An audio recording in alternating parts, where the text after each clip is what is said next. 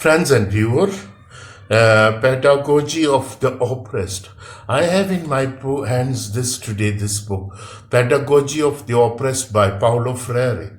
He was a Brazilian writer and he was an educational philosopher. He had written about the system of education.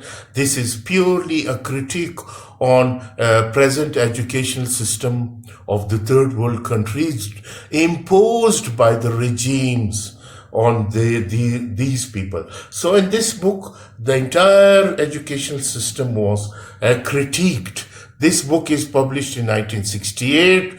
The name of this book is The Pedagogy of the Oppressed by Paulo Freire. So Paulo Freire, Pedagogy of the Oppressed, develops a theory of education fitted to the needs of the disfranchised and marginalized members of the capitalist societies, combining educational and political philosophy.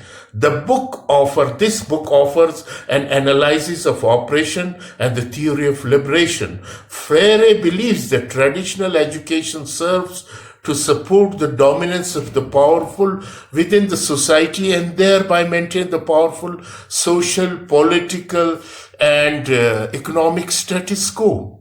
To overcome this oppression endemic to an exploitative society, education must be remade to inspire and enable the oppressed in their struggle for liberation. This new style of education focuses on consciousness raising, dialogue and collaboration between teacher and student in the effort to achieve greater humanization for all. For Freire, education is a political and functions either to preserve the current social order or to transform it.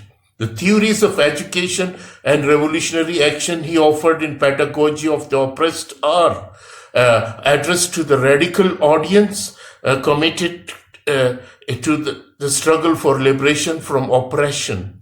Freire's own commitment to this struggle develops through years of teaching literacy to Brazilian and Chilean peasant and laborer. His efforts at educational and political reform resulted in a brief period of his imprisonment, exile from his native Brazil for 15 years. Pedagogy of the Oppressed begins with a preface in which Freire asserts the importance of consciousness rising or conscienzo as the means enabling the oppressed to recognize their oppression and commit to the efforts to overcome it, taking full responsibility for themselves in the struggle for liberation. He addressed the fear of freedom, which inhibits the oppressed from assuming this responsibility.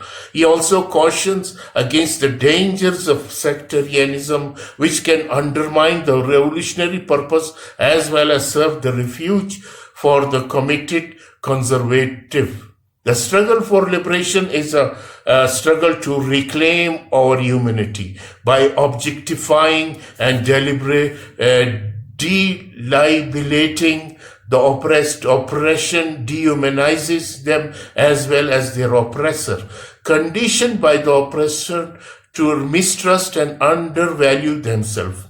The oppressed languish submerged in the concrete reality of their oppression, thereby developing a false consciousness that is politically immobilizing. Freire claims, however, that humanization is the vocation of human being. We are challenged to fully develop our humanity, and this entails the exercise of free will in creating ourselves and transforming the world through our labor.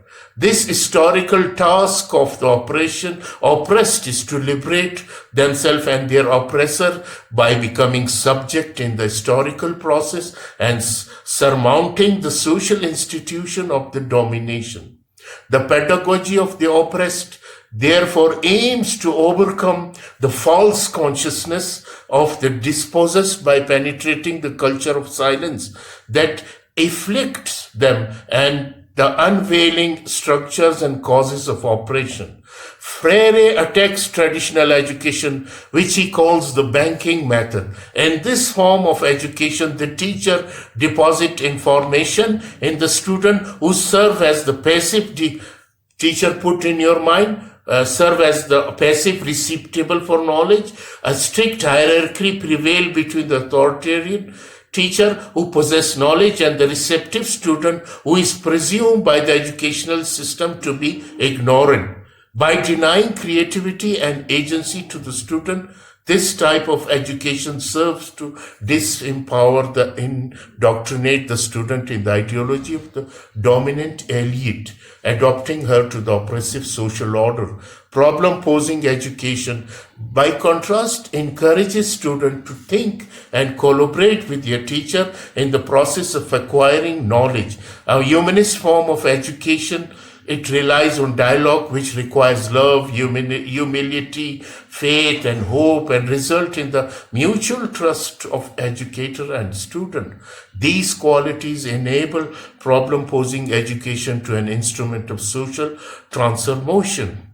The task of educator is to facilitate the development of critical awareness among the oppressed, focusing on the concrete condition of their existence and the posing these problems to the student. In dialogue, teacher and student share in the act of creating knowledge in which each teaches the other. This process of education leads to the development of the revolutionary praxis of the oppressed, in which critical reflection and liberatory action cooperate and influence each other in the emancipatory struggle. Freire provides an example of how teachers can undertake problem-posing education with a group of people, observing the population from sociological and anthropological viewpoint. Educators work with the people to identify themes that reflect the condition of their existence, their hopes, beliefs, fears, and challenges. These themes are represented to the group in codified form, using pictures, film, audio recording, and other media to stimulate discussion of their significance. The aim is to enable the public to discover the relation of these themes as a dimension for a larger totality of the oppression and recognize the contradictions underlying the social structure of domination.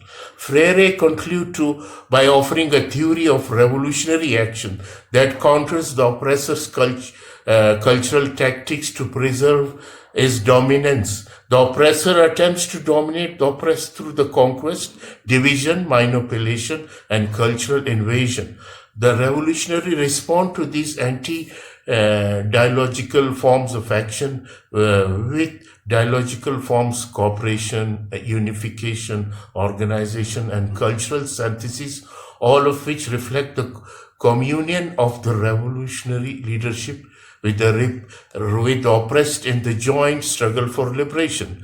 So this is the theme of the Pedagogy of the Oppressed by the Paulo Freire, and I suggest this is one of the best books.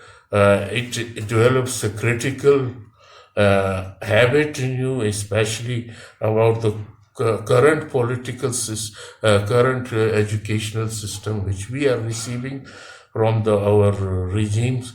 And this is a critical book, and I suggest that we must read this, The Pedagogy of the Oppressed by Paulo Freire. Thank you very much.